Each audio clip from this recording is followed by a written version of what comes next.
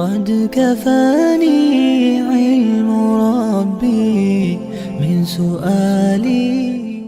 اگلی بات یہ کہ لیلۃ القدر جو ہے اللہ تعالیٰ نے اس کو نبی اکرم صلی اللہ علیہ وسلم کو بتلایا، پھر اس کے بعد بھلا دیا۔ آخر اس کی وجہ کیا ہے؟ اگر اللہ نے ایک نعمت دینی ہی تھی تو اس کو صحیح طریقے سے دے دیتے۔ یہ ذہن میں سوال پیدا ہوتا ہے کہ پھر کیوں ایسا کیا کہ وہ رات بھلا دی گئی، اب ہمیں تلاش کرنے کا حکم دیا گیا، فلاں رات میں ڈھونڈو، فلاں میں ڈھونڈو، آخر ایسا کیوں ہے؟ دیکھیے اللہ تعالیٰ نے قرآن پاک میں ارشاد فرمایا وَعَسَىٰ أَن تَكْرَهُوا شَيْئًا وَهُوَ خَيْرٌ لَكُمْ، کہ بسا اوقات ایسا ہوتا ہے تم کسی چیز کو ناپسند سمجھتے ہو لیکن اللہ تعالیٰ کے ہاں وہ بہت بہتر ہوتی ہے تمہارے لیے، اور یہ اللہ جانتے ہیں، تم اس بات کو نہیں جانتے۔ بخاری شریف میں حدیث آتی ہے، آپ صلی اللہ علیہ وسلم نے فرمایا کہ خرجت لأخبرکم بلیلۃ القدر، کہ میں گھر سے نکلا تمہیں بتانے کے لیے کہ لیلۃ القدر فلاں تاریخ کو فلاں رات میں ہوگی، لیکن کیا ہوا؟ فتلاح فلان و فلان فرفعت، تو میں نے دیکھا کہ فلاں فلاں دو مسلمانوں میں جھگڑا ہو رہا تھا، اس جھگڑے کی وجہ سے اس رات کی تعیین میرے ذہن سے اٹھا دی گئی ہے، لیکن تمہارا نقصان نہیں ہوا، تم نے پریشان نہیں ہونا۔ فرمایا وَعَسَىٰ أَن يَكُونُ خَيْرًا لَكُمْ، اور اس رات کا بھلا دیا جانا امید ہے یہ تمہارے حق میں بہتر ہی ہوگا۔ اب اس میں کیا بہتری ہے کہ اللہ تعالیٰ نے اس رات کو بتایا اور اس کے بعد بھلا دیا گیا؟ علماء فرماتے ہیں کہ اس میں ایک بہتری کا پہلو تو یہ ہے کہ اگر یہ رات متعین ہو جاتی، مثلا ہمیں پتہ چل جاتا کہ شب قدر جو ہے وہ 27ویں کو ہوگی،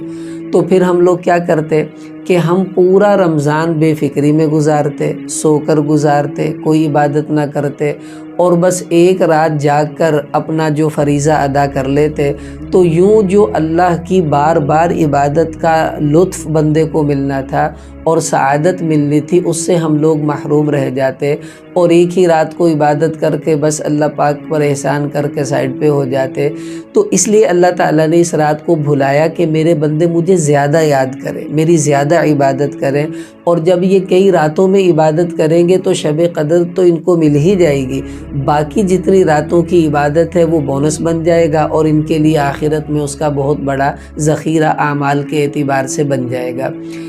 دوسری حکمت علماء فرماتے ہیں وہ یہ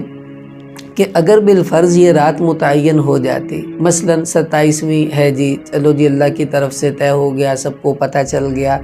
اب اس رات میں کوئی بیچارہ بیمار ہے، وہ بیماری کی وجہ سے عبادت نہ کر پایا، کسی کو اچانک سفر پہ جانا پڑ گیا، اب وہ سفر میں بیچارہ کیا عبادت کر سکے گا، اسی طرح کسی کی نوکری ہے، اس کو اچانک بلا لیا گیا، وہ اس میں پریشان ہے، یا گھر میں کوئی ایسی مصروفیت انسان کو پیش آ گئی، تو پھر اگر اس رات کو کوئی انسان عبادت نہ کر پاتا اپنی کسی عذر کی وجہ سے، تو پورا سال وہ بیچارہ افسوس کرتا، روتا، پریشان رہتا کہ ہائے پتہ نہیں اگلا رمضان میرے مقدر میں آئے گا نہیں آئے گا، اور اس رمضان کی شب قدر میرے ہاتھ سے نکل گئی، تو وہ افسوس میں رہتا۔ اب جب اللہ نے بھلا دی تو اس کا فائدہ کیا ہوا کہ اگر کسی کو 21ویں کو کام پڑ گیا، وہ کہے گا چلو شاید 23ویں ہو، 23ویں کو کام پڑ گیا، وہ کہے گا شاید 25ویں ہو، شاید 27ویں ہو، تو کسی نہ کسی رات کو جاگ کر وہ اپنے دل کو اطمینان دے سکے گا کہ اللہ کرے یہی ہو جس میں میں جاگا، اور وہ اللہ کے ہاں قبول ہو جائے۔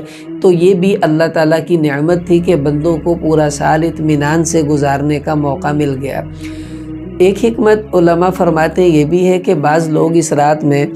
چونکہ ان کی عادت گناہوں کی پڑتی ہے، تو ایسی گندی عادت بعض اوقات پڑتی ہے کہ رمضان میں بھی انسان سے گناہ نہیں چھوٹ رہے ہوتے۔ اب جس نے گناہ کرنا ہی کرنا ہے، اور اس کو پتہ بھی ہے کہ 27ویں رات بالفرض اللہ کی طرف سے شب قدر طے ہو چکی ہے، اور اسی رات میں شب قدر اللہ نے بنا دی ہے، تو آج کی رات شب قدر کے معلوم ہونے کے باوجود اگر وہ جان بوجھ کر گناہ کرتا تو بتائیں یہ اللہ کی نگاہوں سے کتنا گر جاتا، اور اللہ اس سے کتنا زیادہ ناراض ہوتے۔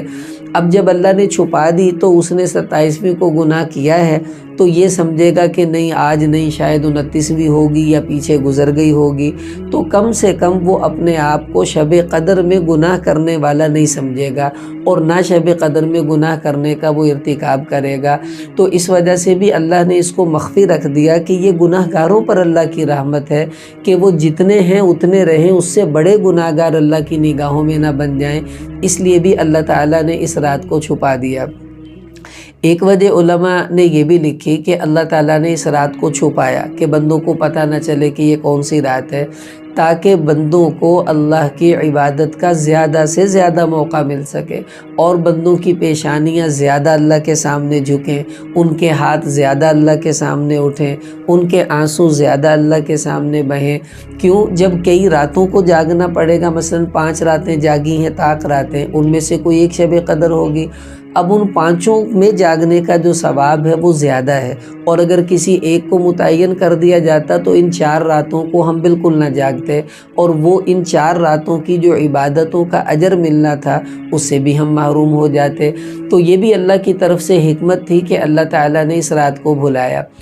علماء فرماتے ہیں کہ حکمت یہ بھی ہے کہ جب انسان سے کوئی نعمت چھنتی ہے، اس کو افسوس ہوتا ہے، دکھ ہوتا ہے، پریشانی پہنچتی ہے، پھر اس پریشانی پر وہ صبر کرتا ہے تو اللہ اس پر بھی بندے کو اجر دیتے ہیں۔ اب دیکھیں نا، اگر ہمیں شب قدر پتہ ہوتی تو کتنا اچھا تھا، اب نہیں پتہ تو ہمیں تلاش کرنی پڑ رہی ہے کہ اوہو کاش پتہ ہوتا تو کتنا اچھا تھا، چلو نہیں ہے تو کوئی بات نہیں، اس پر ہم صبر کرتے ہیں۔ تو یہ جو نہ پتہ ہونے پر تکلیف آئی، اس پر ہم نے صبر کیا، اللہ نے اس صبر کو بھی ہمارے لیے اجر کی چیز بنا دیا۔ اور رمضان تو ہے ہی صبر کا مہینہ، جہاں کھانے کا صبر ہے، پینے کا صبر ہے، خواہشات کا صبر ہے، وہیں اللہ تعالیٰ نے اس مشقت کو سہنے کا صبر بھی اگر ہمیں دیا تو انشاءاللہ یہ بھی ہمارے لیے اجر کا سبب بنے گا۔ تو یہ حکمتیں ہیں اللہ تعالیٰ نے جو شب قدر کو مخفی رکھا۔ اب ان حکمتوں کو جان کر آپ بتائیں کہ اگر اللہ بتا دیتے تو وہ بہتر تھا یا چھپا دیا وہ بہتر ہے؟